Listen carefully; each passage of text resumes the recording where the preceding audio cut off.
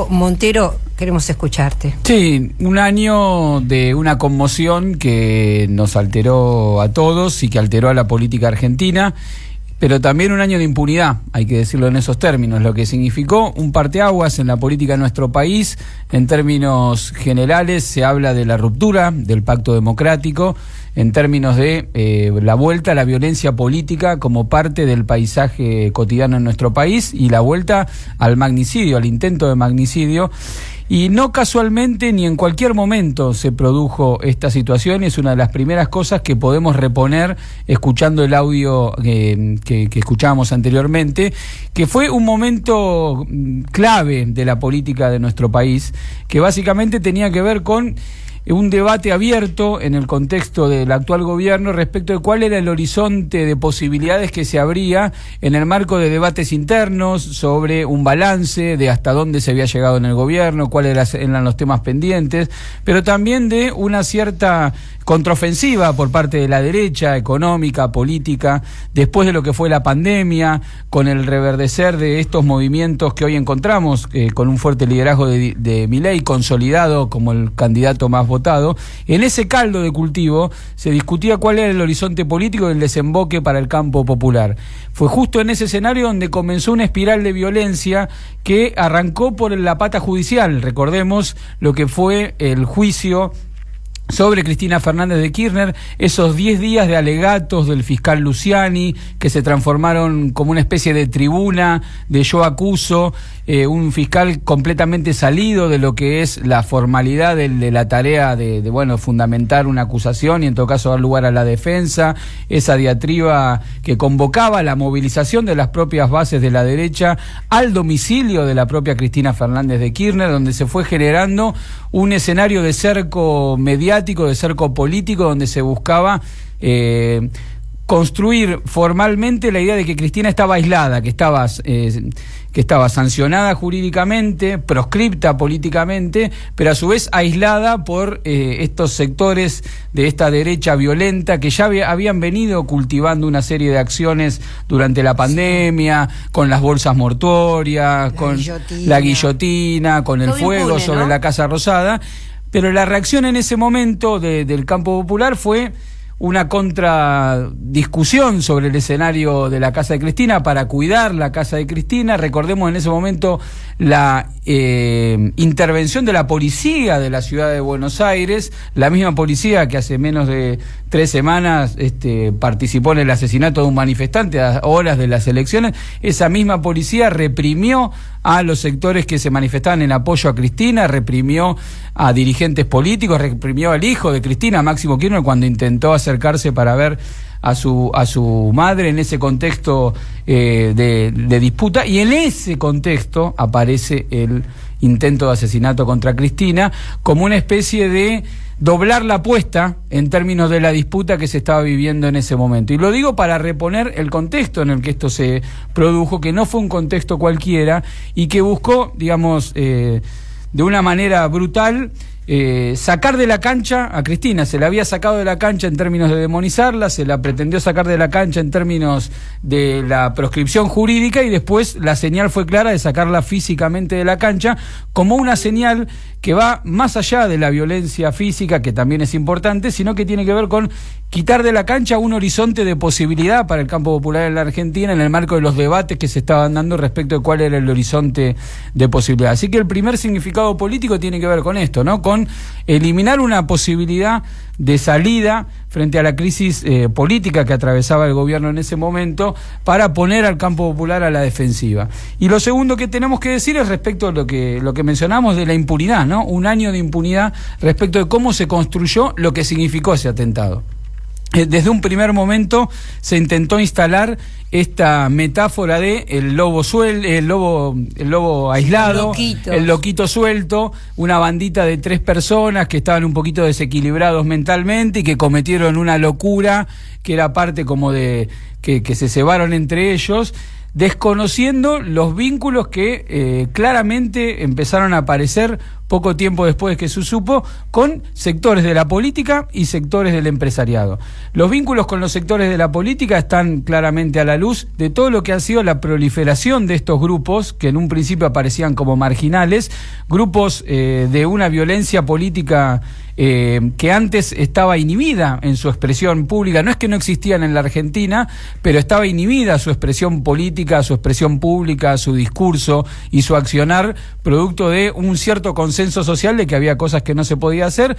Se fue corriendo los límites y estas personas se comprueba que participaban de ese universo del que hay grupos como Revolución Federal y muchos otros que fueron corriendo un poco los límites y mostrando explícitamente reivindicaciones del terrorismo de Estado, reivindicaciones de la acción política violenta, un discurso totalmente contrario a las grandes mayorías.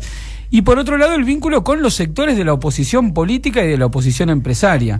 Hay que decir los vínculos con el diputado Gerardo Milman, que no han sido investigados por parte de la jueza Capuchetti y del fiscal Rívolo. Estamos hablando de personas que atestiguaron en la justicia, que escucharon cómo Milman conversaba con sus asistentes y decía textualmente que cuando sucediera lo de Cristina, él iba a estar en camino a Mar del Plata. Luego de este testimonio, las secretarias negaron que hubiera existido esa reunión, que se comprobó por las cámaras que sí había sucedido, y Milman efectivamente había viajado, con lo cual, digo, el testimonio cierra. Pero como si todo esto fuera poco, se comprobó que, por testimonio de una de las asistentes de Milman la llevó a la oficina de la ONG de Patricia Bullrich para que un perito experto en informática borrara el contenido de los celulares de estas dos personas. Entonces, digo, estamos hablando de un entramado que conecta a uno de las personas más importantes por la vinculación que tuvo Milman por su cargo como secretario del Ministerio de Seguridad durante el gobierno de Macri, la que fue la ministra de Seguridad del gobierno de Macri y actual candidata presidencial del PRO, con una de las líneas que no han sido investigadas y que han sido dejadas de lado por la jueza Capuchetti y el fiscal Rívolo. Y la otra gran línea de investigación tiene que ver con el financiamiento. ¿Cómo se financian estos grupos? ¿Quién los apoya? ¿De dónde consiguen la logística? Bueno, se comprobó el financiamiento por parte de una de las empresas de Caputo, el amigo del alma, entre comillas, de Mauricio Macri, para estos grupos a través de obras como, por ejemplo, de carpintería, cuando no eran carpinteros. La única obra de carpintería que se les conoce es esta guillotina que aparecía en Plaza de Mayo, pero además se le encontraron $50.000 cuando fueron allanados los domicilios. Es decir, contaban con una red de financiamiento por parte de los empresarios amigos del poder, que tampoco ha sido investigada en términos jurídicos, el desarrollo de esa pista que podría indicar cuáles son los nexos que vinculan a la oposición política con el fomento de un clima de odio creciente. Y volvemos a lo que yo decía inicialmente. ¿En qué contexto se produce el atentado contra Cristina? No era un día cualquiera, un día soleado, que un loquito se despertó, tocó el timbre en la casa de Cristina, sino que se dio en este contexto de agitación del clima violento, que es el caldo de cultivo que necesitó la derecha en la Argentina para cambiar la matriz de la discusión y generar las condiciones de posibilidad para estas dos expresiones que hoy tenemos como resultado en las PASO, que es la línea más dura, la línea más violenta por parte de Patricia Bullrich y el supuesto outsider que cuando uno revisa los materiales se da cuenta que siempre fue un empleado del poder económico en la Argentina, alentado por una diatriba política asociada con los grupos de la ultraderecha a nivel internacional, participante del Foro de Madrid y de otros espacios de articulación de la derecha más reaccionaria a nivel internacional, que ha sido uno de los más votados. Entonces hay un hilo conductor. Que cobra además sueldo de diputado de la casta. Que cobra sueldo de la casta y que se ha rodeado por toda la casta empresarial para mostrarlos como quienes serían los que llevarían adelante un eventual gobierno. Pero lo que quiero con esto cerrar la idea es el hilo conductor que hay atrás de toda esta trama, ¿no? Esto es una trama que vincula al poder económico, la agitación social en un momento de crisis, la violencia como vuelta al escenario político de Argentina, los vínculos con la mano de obra desocupada de la última dictadura, con los servicios de inteligencia y con el financiamiento a nivel internacional. Es un año de impunidad y por eso en el día de ayer en el día de ayer que se cumplió un año, hubo una serie de manifestaciones en cada uno de estos lugares emblemáticos para marcar aquellos lugares y visibilizar estos puntos de la impunidad, eso que la justicia quiere ocultar, y por eso hubo manifestaciones frente a la sede legal de la empresa de Caputo, hubo manifestaciones frente al lugar del anexo del Congreso donde trabaja Milman, hubo manifestaciones frente a tribunales para presionar a la jueza y que no deje de lado estos senderos de la impunidad. Un momento para reflexionar, un momento para pensar cómo la realidad que vivimos y la emergencia de Milei y la discusión en la que estamos hoy fue un proceso que se fue retroalimentando con un conjunto de hechos que fuimos viendo venir y que hoy nos encontramos con una configuración de un escenario que nos pone a las puertas de lo que podría ser la profundización de una tragedia en la Argentina. Sí, porque escuchándote pensaba, Federico, que justamente esta vuelta a la violencia política sin castigo es efectivamente, como vos decís, el rompimiento de un pacto que tiene que ver con el nunca más. O sea, nosotros habíamos logrado crear un consenso social con el cual quien cometía un crimen lo pagaba. Ahora parece que no, ahora parece que sigue quedando impune. Y con respecto a, te quería preguntar, con respecto a algo también muy importante que decís, es ese objetivo de sacar a la cancha a Cristina, que primero se intentó con el lawfare, se intentó con la persecución y finalmente con este acto fallido, afortunadamente. Si finalmente la pregunta es, ¿finalmente la sacaron de la cancha, Cristina? Bueno, en términos electorales, Cristina ha diseñado o ha sido parte del diseño de una estrategia que es la que estamos viendo, pero creo que en términos políticos ella ha marcado con mucha claridad que independientemente de la figura personal de ella, acá lo que hay es un intento de disciplinamiento del conjunto de la política y de la dirigencia política del campo popular para que acepten una forma de disciplinamiento, una forma de dominación, esto que ella denomina las mascotas del poder, y claramente lo que se busca sancionar no es tanto a la persona individual de ella, sino a la actitud que ella ha tenido de nunca dejar de señalar y nunca aceptar en los marcos doctrinarios y la doctrina del posibilismo en materia política al que parece querer subordinar el poder económico en la Argentina frente a las opciones que hoy se presentan en las elecciones. Una sola cosita, el hecho de que la vicecandidata de Milei sea una mujer que reivindica el terrorismo de Estado es producto de esto. Bueno, esto en Alemania no podría ocurrir, por ejemplo. Digo, para tratar de tener un marco comparativo, ¿verdad? En Alemania la legislación te prohíbe absolutamente a alguien que hace una apología del nazismo ser candidato político. Es más, probablemente puede ir preso por un cierto número de meses o años. Pero bueno, estamos nosotros a 40 años de iniciada la transición democrática, vemos las limitaciones que tiene esa transición. Y lo que decía Federico en el recuento muy preciso que hizo, ¿verdad?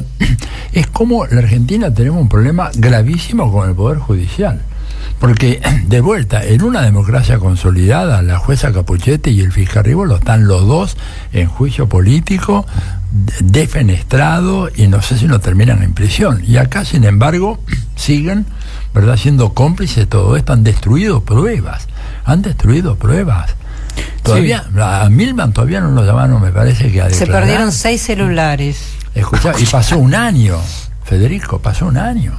Y la otro gran tema es la política, ¿no? Una incapacidad de la política para reaccionar frente a esto. Hubo una ruptura del pacto democrático. Se esperaba otro tipo de reacción por parte de no solo de los actores políticos vinculados al oficialismo, sino incluso de la oposición, sectores democráticos, por ejemplo, del radicalismo o de otras opciones que finalmente quedaron presos de una dinámica del sistema mediático y del propio sistema judicial que impide que nadie se salga del lugar que está establecido. Incluso recordemos las versiones que se hicieron circular respecto de la hipótesis de un autoatentado que circulaban y que le hicieron, y por no decir que los dos principales candidatos de la oposición que salieron votados son quienes hasta el día de hoy no han pronunciado un rechazo al intento de asesinato contra Cristina. No. Son las dos personas más importantes que no rechazaron el intento de asesinato, fueron Milei y Patricia Bullrich. Lo cual habla y ratifica por enésima vez que cuando hablamos de la derecha tenemos que ser conscientes de que se trata de un actor que no cree en la democracia. Y yo creo que una de las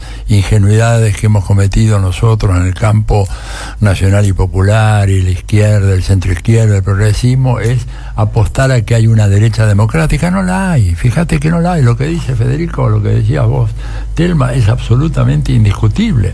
Absolutamente. Esa gente está dispuesta a matar, digamos, no tiene ningún empacho, ¿verdad? Porque esto no fue, como decía Federico, no fue obra de dos loquitos, hay toda una trama siniestra en donde los grandes intereses económicos, las principales figuras políticas están todas involucradas, pero bueno.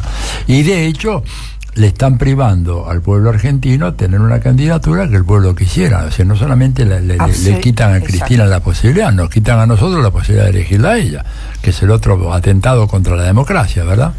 Así es, a 40 años la democracia, entonces seguimos recordando y pidiendo por el fin de la impunidad contra Cristina y por el fin del corset sobre la democracia argentina que quieren imponer en el marco de este proceso electoral trascendental que vive nuestro país.